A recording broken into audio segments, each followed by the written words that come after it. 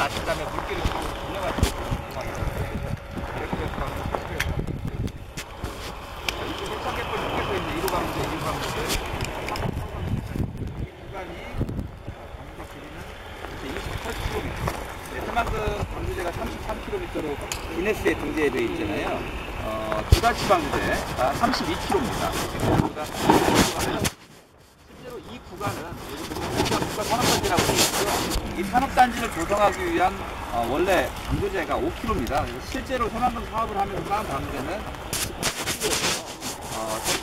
3km라고 정확하게 주장하는 건 맞지는 않습니다. 그런데 세계 최장, 최고의 역사 이런 것들을 해서 이 사업들을 크게 부풀리기 위한 하나의 과정에서 33km 방조제가 됐다라는 거고요. 이 33km 얘기를 하니까 이 인공 구조물이 만경강과 동진강의 강의 하구를 지금 이렇게 막아 있는 상태이고 일부 이 가력 배수 관문, 이 30m짜리 관문이 8개가 있을 겁니다. 그래서 240m, 그 다음에 실시 배수 관문 30m 관문이 10개가 있습니다. 그래서 300m, 현재 540m 구간이 열려져 있는데요. 상시적으로 유통하는 게 아니고 좀 내부적으로 공사를 하고 있기 때문에 아마 배수하는 기능들이 있습니다. 이렇게 되어 있고요. 일단 지금 저희가 서 있는 곳이 이쪽이라는 거 이렇게 보시면 될 것 같습니다. 이렇게 바다에 가깝고 기수역에 멀리 떨어져 있는 곳이죠. 그리고 이 그림상으로 보면 부안갯벌 이렇게 돼 있는 곳들이 진한 색으로 펼쳐지는 곳들 보이시죠? 네. 이거를 갯등이라고 이야기합니다. 이 갯등은 쉽게 말하면 바닷물이 쭉 밀고 들어갔다가 이렇게 빠지는 구간들이 크게 보면 이제 갯벌이라고 얘기하는데 그 중에서도 먼저 물이 빠지겠죠. 갯등은 이렇게 언덕처럼 이렇게 올라가 있는 곳이에요. 그래서 물이 빠지면 바로 어민들이 이쪽으로 이제 조그마한 그 섬액이라고 해요. 엔진이 바깥쪽에 있다고 그래서 섬액이라고 그러거든요.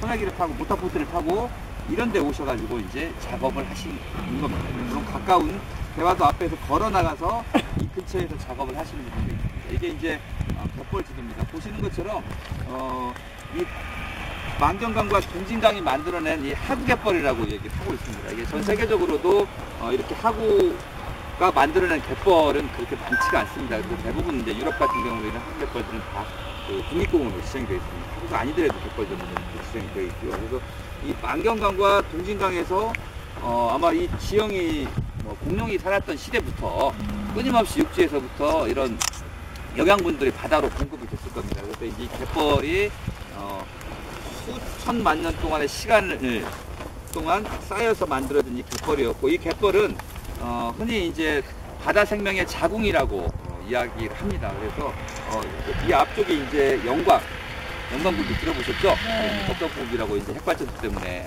덥덕굴이라는 말을 쓰는데 칠산 앞바다라고 얘기를 합니다. 여기 보면은 이제 그 군산 쪽이 있지만 이 아래쪽에 가면 위도가 있고 여기는 이제 칠산 앞바다라고 해서 파시가 열렸던 조기라든지 고등어라든지 이런 파시가 열릴 정도로 황금 어장이었던 곳이 바로 이쪽입니다. 지금도 꽃게를 잡고 얼마 전까지 전어철이었고 이렇게 이제 하고 있습니다. 그래서 많은 어민들이 이쪽 지역에는 큰 포구가 저희들이 대략 포구가 한 12개 포구가 있었다고 이야기를 합니다. 그래서 이 포구에 있는 연안 어민들이 약 15,000명 정도의 연안 어민들이 이 바다를 생계의 터전으로 삼아서 살아갔고요. 이쪽은 또 조금 이따 보시면 대화도 가시겠지만 전동 반어 형태로 살아가신 분들도 많았습니다.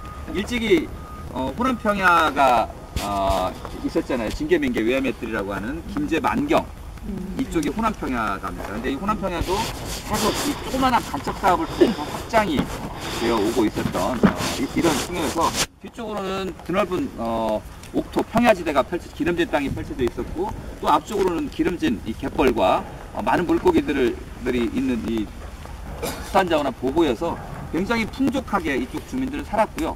그러다 보니까 문화도 많이 발달되어 있습니다. 뭐 당산제라든지 이런 여러 가지 문화들 그리고 음식 문화도 이 내변산의 산과 들과 바다가 어우러졌기 때문에 굉장히 음식 문화도 이쪽에는 많이 발달되어 있습니다. 그래서 이쪽에 보면 크게 이 새만금으로 보면 군산시가 있죠. 군산시 일찍이 개항을 했던 일본 쌀 수탈의 전쟁기지로서 쓰여졌던 이 군산 목포와 군산이 있고요. 그 다음에 요즘 얼마 전까지 벽골제 그 지평선 축제 있죠.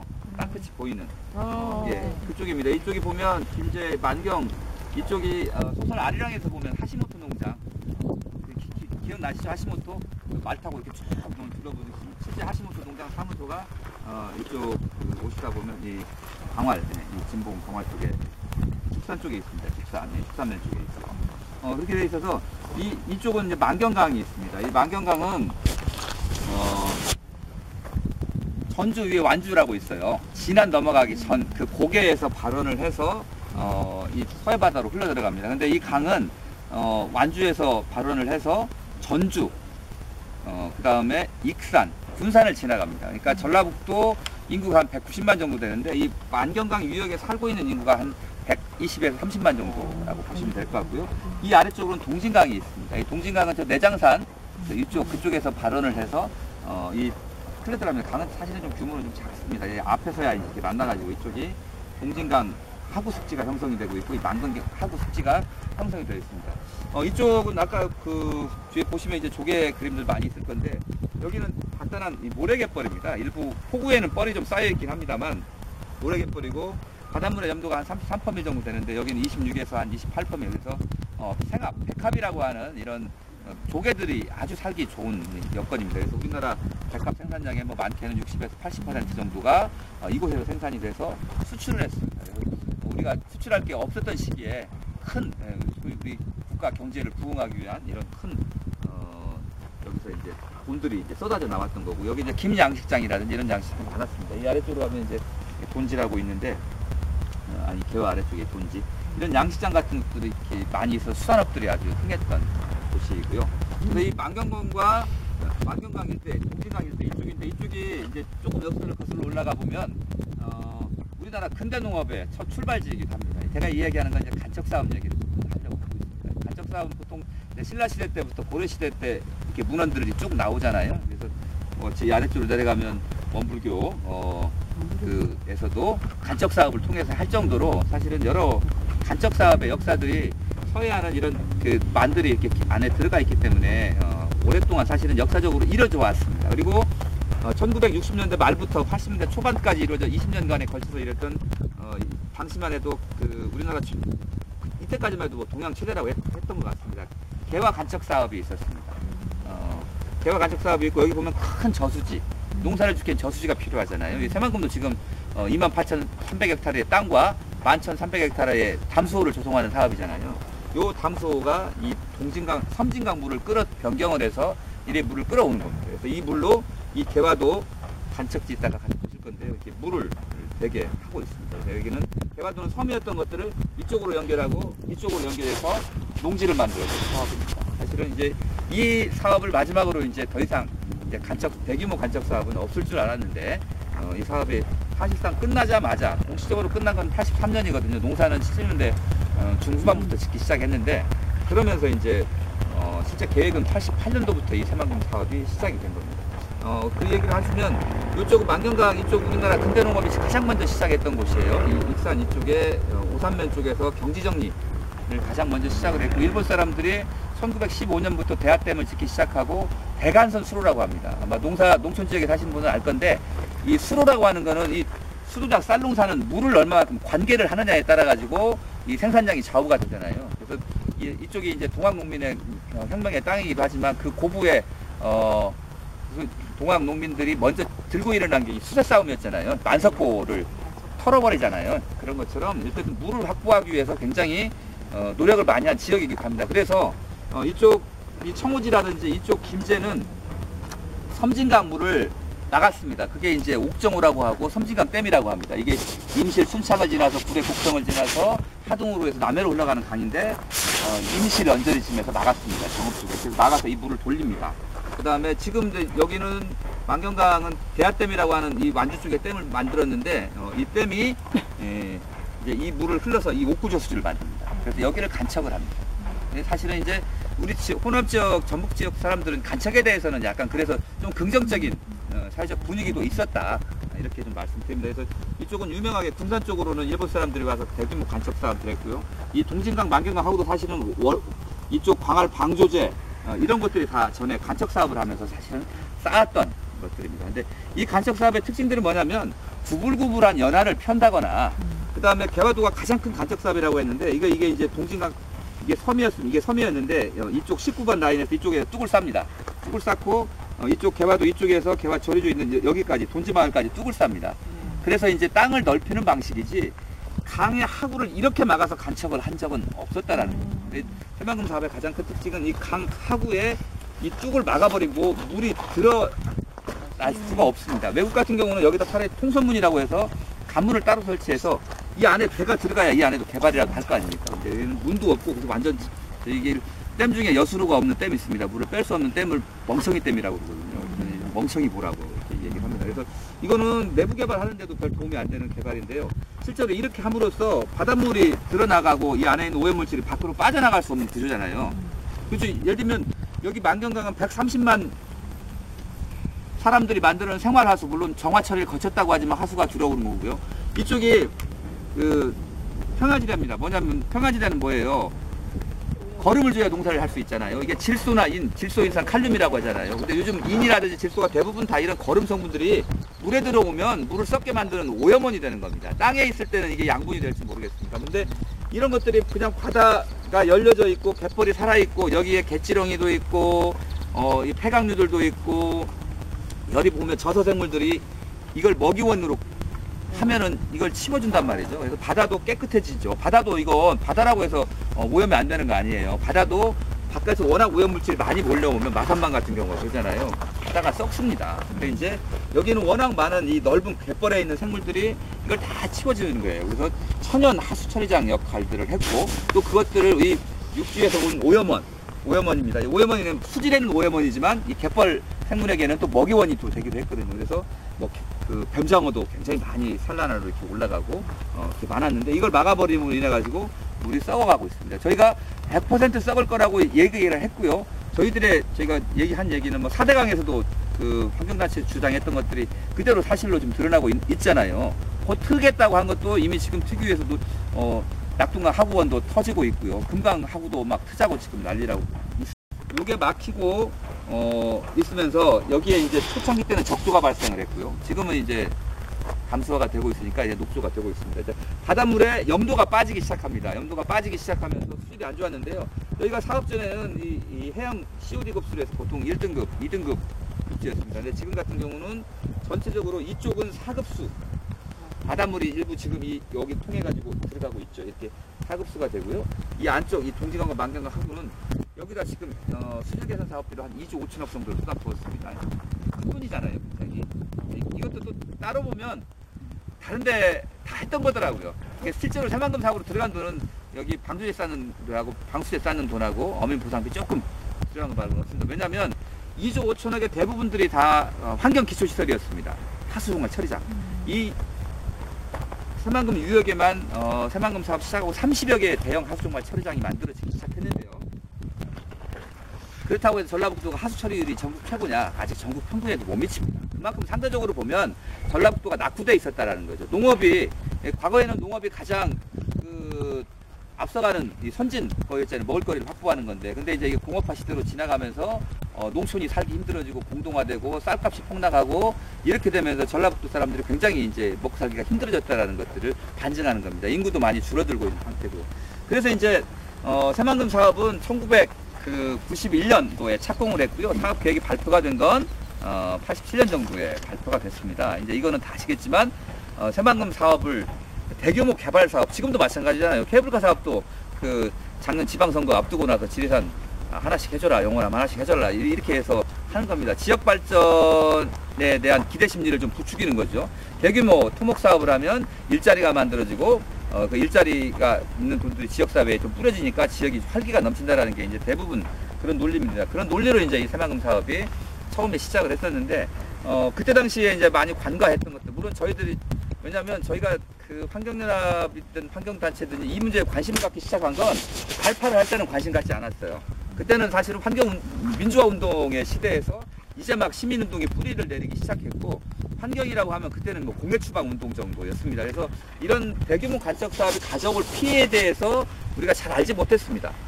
이제 그렇게 돼서 91년도에 공사를 했지만 그때 당시에 여기서 문제 제기하고 이 새만금 사업이 대규모 재앙이 될 거라고 얘기한 사람들은 없었던 거죠. 근데 이제 이것보다 먼저 시와우 간척 사업에서 시와우가 썩어들기 시작하면서 시와우보다 거의 뭐 4배에서 8배 정도 면적이 넓은 것 같은데 여기 사업이 어떻게 될 것인가라는 부분들에 대해서 다시 한번 생각하게 됐고, 그리고 이제 안쪽에 어민들 같은 경우도 대부분 다 오늘 가서도 그런 얘기 들으실 겁니다. 여기 간척지 땅 생기면 땅 준다라고. 그렇게 알고 있어서 보통 이제 이 개화도도 뒤에 쌀농사 짓는 사람들이 대거 들어오거든요. 물론 어민들은 지금까지 물고기를 잡고 계시는 분들이 계셨지만 반농 반하시는 분들이 개화도에서 많이 소진하면서 땅을 준다라고 하는 그런 소문을 믿고 이 사업에 이제 찬성을 하기 시작을 했습니다. 그래서 이제 어쨌든 지역의 소외와 낙후라고 하는 그런 도민들의 정서를 부추기고 정치인들이 대규모 사업을 유치했다라고 하고, 이제 여당은 여당대로 정권, 그때 당시에는 이제 지금 이제 과거 이제 독재 정권들이죠. 호남표를 조금이라도 얻어가기 위해서 이런 개발 사업들을 펼쳤고, 또 야당이라고 하는 지금 이제 호남을 지역 기반으로 하고 있는 뭐 과거 민주당이나 새정치나 이런 야당들은 이 사업을 살리겠다, 이 사업의 예산을 더 늘렸다라는 사업들을 보여주면서 표를 얻었기 때문에 이 사업은 굉장히 처음부터 조감도가 화려해지기 시작했습니다. 처음에는 이 사업이 크게 옷을 3번 갈아입습니다. 처음에 사업은 농지를 만드는 사업이었습니다. 70년대, 80년대 녹색혁명이라고 하죠. 개화도 사업, 개화도 간척지 사업도 녹색혁명에 의해서 자급률을, 식량 자급률을 높이기 위해서 사실은 했던 겁니다. 근데 이제 이게 사실 이렇게 90년대 중반이 들어가면 쌀이 남아돌기 시작하고 있었고요. 수많은 농지들이 다른 용도로 바뀌기 시작합니다. 그렇게 되는 부분에 이제 전라북도 같은 경우도 내심 이 새만금 사업이 논을 만드는 이런 사업에는 큰 관심이 없었던 것 같습니다. 그래서 복합 산업단지를 만들겠다라고 이야기를 합니다. 이게 이제 복합 산업단지, 농지는 필요 없다 이렇게 나오는데, 이게 공식적으로 이야기가 나온 것은 이명박 정부에서 나오게 됩니다. 왜냐하면 전라북도는 90년대 중후반부터 복합 산업단지 얘기를 했습니다만, 이게 새만금 사업의 농지 전용 기금을 가지고 공사를 하고 있습니다. 농지 대신에 또 다른 대체 농지를 만드는 사업이었기 때문에 이게 법률적으로 불가능했습니다. 그리고 2006년도에 이제 저쪽 물막이 공사가 최종으로 끝나게 되는데, 2006년도에 대법원에서 이제 행정소송을 여러 번 했지 않습니까? 판결을 합니다. 잊어버리죠. 3월 16일이었을 겁니다. 그때 뭐라고 했냐면, 그러니까 결론은 요지는 농업용수 정도, 그러니까 4급수 정도 내지는 5급수까지 농업용수 가능하거든요. 농사짓는 물 정도는 간척사업에서 담수 조성이 가능하겠다. 그래서 이 사업이 저희는 목표 수지를 달성하기 없기 때문에 이 사업은 환경성, 타당성이 다 없다라고 얘기를 했었거든요. 이제 법원에서 쟁점은. 근데 그 대법원 판결의 잉크가 채 마르기도 전에 이제 2007년에 복합 산업단 용지로 바뀝니다. 그러면서 논의 용도가 70%에서 30%로 대폭 줄어들게 되는 거고요. 이제 그럼으로 인해서 이제 사업 계획 자체가 복합 산업단지에서 아까 얘기한 대로 지금은 뭐 관광용지, 농생명 산업단지, 과학산업단지, 환경생태용지 이렇게 해서 현재 5개 부처가 개발하게 됩니다. 이게 그 이야기는 또 하면 너무 많은데, 이 새만금 땅이 너무 넓어요. 지금 보셨죠? 보셨는데 너무 넓어가지고 이게 우리도 그림을 크게 주고 그림 잘 그리라고 그러면 웬만하면 못 그리잖아요. 그러니까 그림이 너무 크고 또 각 부처마다 이걸 나눠줬는데 부처마다 이거 말고 지금 관광지 개발할 때가 한두 개입니까? 문화관광부에서 예를 들면 여기가 지금 관광용지예요.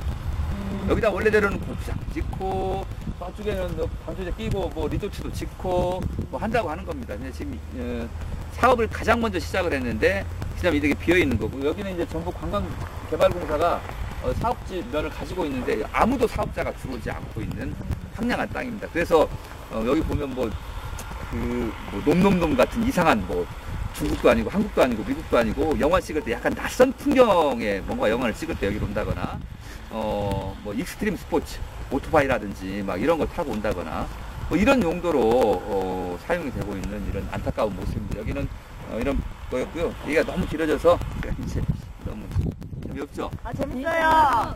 일단 네. 여기 아까 보시면 이 면적이 이렇게 지금 돼 있습니다. 그래서 지금 저희 여기가 있는 건 여기고요. 여기 이야기 잠깐 해드릴게요. 이 앞에 지금 산이 있습니다. 이게 해창산이라고 했는데 한참 공사 중이었던 산인데요. 예. 이게 지금 이 앞에 굉장히 높은 산이 있었습니다. 이 산을 방조제를 쌓는데 돌이 필요하잖아요. 이 방조제 쌓기 위한 돌을 캐기 위한 채석장으로 사라졌습니다. 여기에만 있는 게 아니고요.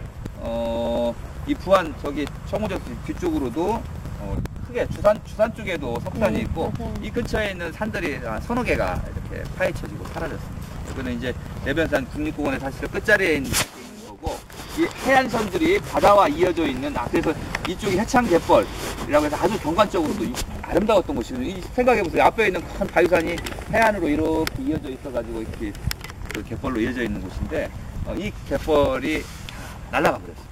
이 석산이. 이제 우리 선생님도 여기 와 계셨고 여기에서 이제 농성하시던 분들도 많이 계셨습니다. 그래서 이 석산이 무너지기 시작하면서 이걸 반대 운동을 하면서 아마 이쪽이 그 새만금 갯벌을 지키려고 노력하는 환경단체들 그리고 종교인들, 지역 주민들의 사실은 이제 모이는 공간이 커뮤니티 공간이기도 하고 염원을 담아내는 공간이기도 하고 그랬습니다. 그래서 그런 이 염원들을 지금 보시면 이렇게 좀 장승에 좀 담았습니다. 좀 전통적인 방식으로요. 지금 여기 보면은 그래서 단체마다 이렇게 장승을 심었고요. 저희들도 뭐 저희 환경연합 동기들이 와서 심었던 장승도 있고 지역에서 뭐 돈들 다 여러분 아니더라도 선배님이나 단체들에서 돈을 내셔가지고 하나당 15만 원인가 됐을 겁니다. 10만 원씩 해서 순창 출행해서 장승 깎는 분이 직접 깎아가지고 트럭으로 하나씩 심었고요. 그다음에 여기에서 이제 또 매양제도 여기다 있습니다. 매양은 향나무를 심는 거예요. 그러면 이게 뭐 100년, 200년, 뭐 500년이 갈 때 이거를 꺼내서 향을 만들어서 키운다는 겁니다. 그러니까 이거는 우리 시대의 풍요, 내가 잘 먹고 잘 살기 위해서, 우리를 위해서 뭔가 투자하고 이런 게 아니고 한참 다음 세대들이 꺼낼 수 있도록 우리가 수고로움을 하는 이런 것들입니다. 그래서 이제 이 새만금 갯벌이 지금 우리 세대에 먹고 살 수 있는 터전이 아니고 우리 후손들까지 잘 살 수 있는 그런 마음으로 우리가 향을 묻는 마음으로 이 새만금 갯벌을 좀 지켜내자라고 하는 이런 염원들을 담아서 여기에다 매양을 했던 곳이기도 합니다. 그래서 여기는 이제 하루에 2번 이렇게 물이 들고 나왔고요. 이쪽만 해도 이제 굉장히 아름다운 풍요로운 갯벌들이었습니다. 그래서 많은 분들이 쭉 사업을 하셨는데 산 얘기를 조금 더 얘기를 하면요. 새만금 이 내부 개발 사업을 하려면 흙을 쌓아야 되잖아요. 근데 이제 이 논란도 많이 있었습니다. 농지니까 그냥 물만 빼고 논 만들면 된다.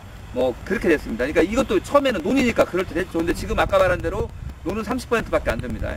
그리고 그 논에 농림부도 논 만들고 싶은 생각이 내가 보기엔 전혀 없어요. 그 농생명용지라고 하는 곳을 보면 농업 플러스, 농업 연구단지, 그리고 화해단지, 막상 그래서 돈이 없어지는 대가로 공사비를 투자를 해서 갯벌을 막아서 했지만 실제로 만들어지는 땅의 10%도 실제 논은 안 쓰이는 것 같아요. 근데 이제 그러다 보니까 흙이 필요합니다. 처음에 이 흙 논란이 남산 뭐 150개가 필요하다, 뭐 계산을 서울 사람들 계산하니까 주로 여의도를 몇 개를 화내는 면적이다. 여의도가 얼마나인지 모르는데 그래가지고 저희가 따로 계산해 보니까 전주시가 한 60제곱킬로미터 정도 되는 것 같아요. 예, 66제곱킬로미터 정도 되는데 전주시 전체 면적의 땅을 3.5m로 성토를 해야 되는 어마어마한 흙양이 필요합니다. 이거 7억 입방이라고 하는데 사다강에서 다 퍼올린 모래양이 낙동강이 한 4, 5억 루베 정도 입방 정도 되는 것 같은데 아무튼 그 정도 어마어마한 흙을 여기다 깔아야 되는데 이 흙을 확보하기가 굉장히 어렵습니다. 그러니까 답이 안 나오는 거잖아요. 그래서 준설투를 어떻게 가져오느냐, 이 논란이 붙어있을 때 이 밭에서 해사투를 가져오게 했습니다. 근데 그러면 이 또 바다에 있는 모래가 또 이 물고기들의 서식처잖아요. 또 산란장이고 꽃게들이 저 갑각류들이 또 살아가는 곳이고 그리고 여기를 뚫어야 된대요. 그래야 이게 간다고. 근데 해수품자만 나오면 그냥 즐겁을 하는 분들이어서 계획을 원래는 그 검토 대상이지도 않던 이 내부에서 흙을 파서 올리는 걸로 그렇게 되어 있습니다. 근데 이게 어떤 문제가 있냐면 아까 지금 새만금의 목표 수질은 도시용지 구간 상급수입니다. 물놀이 해야 될 거 아닙니까? 여기를 새만금을 아시아의 베네치아로 만들겠다라는 거예요. 처음엔 두바이 만들겠다고 내가 두바이가 한참 이렇게 부도나고 무너지니까 바로 베네치아로 바꾸더라고요. 베네치아로 갈아입었는데 그러면 수영을 해야 되는데 정확히 수영할 수 있는 급수는 이제 그 2급수까지가 가능합니다. 물론 이제 3급수 정도까지도 이제 수영 활동 가능한데 그래서 이 도시가 만들어지는 이쪽은 3급수.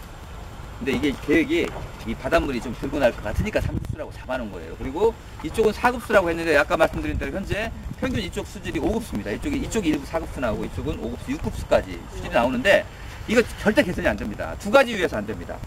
이게 아까 농업이 많이 한다고 그랬잖아요. 빗물 오염원 때문에 그럽니다. 그러니까 지금 오염원들은 하수종발 처리장 지어가지고 30개 지었어요. 지어가지고 많이 잡았어요. 그래서 강은 조금 깨끗해졌어요. 뭐 안 깨끗해졌다고 주장하는 사람도 있는데 제가 보기에는 조금 깨끗해졌어요. 질소나 인 같은 경우는 많이 잡았어요.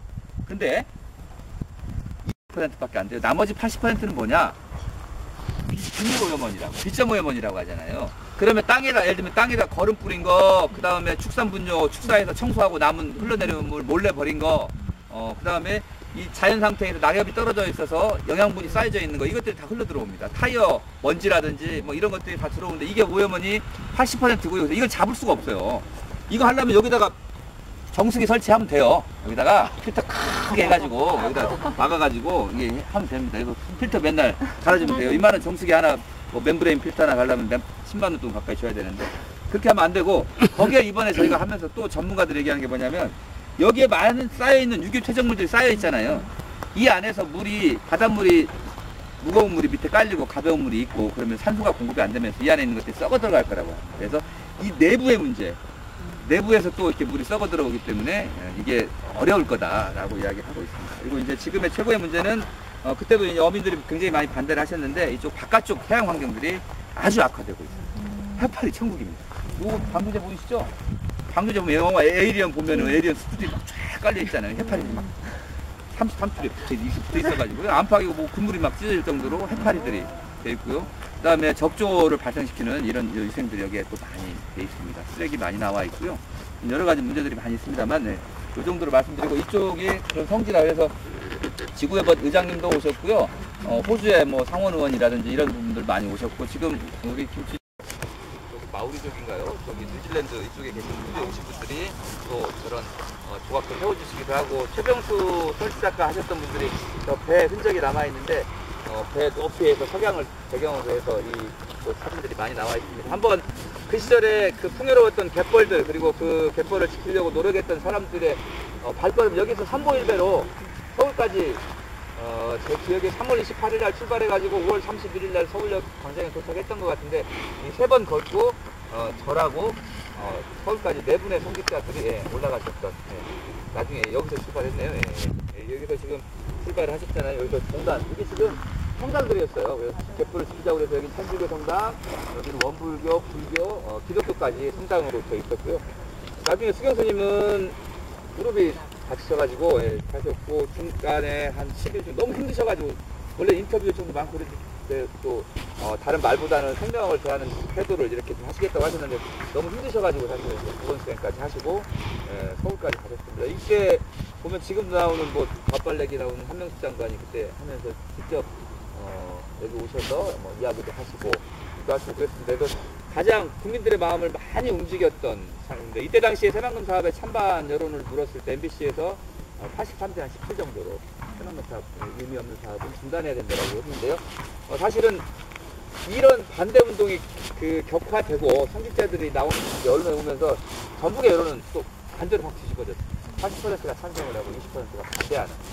이런 부분들이 이제 오늘 지역 주민들을 설득하려고 굉장히 노력을 했습니다만, 그런 부분들이 좀 아쉬웠던 것 같아요. 이게 최병수 작가가 설득하셨죠.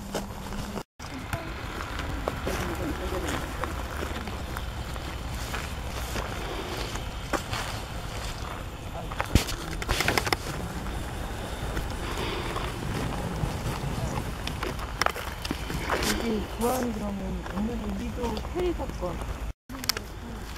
그 상기를 사건 때는 저기 구안에 있는 경찰서 직원 들어가는 경찰들이 가가지고 우리 아파트를 라인이 경찰분들이 우리 일단 페리 친구들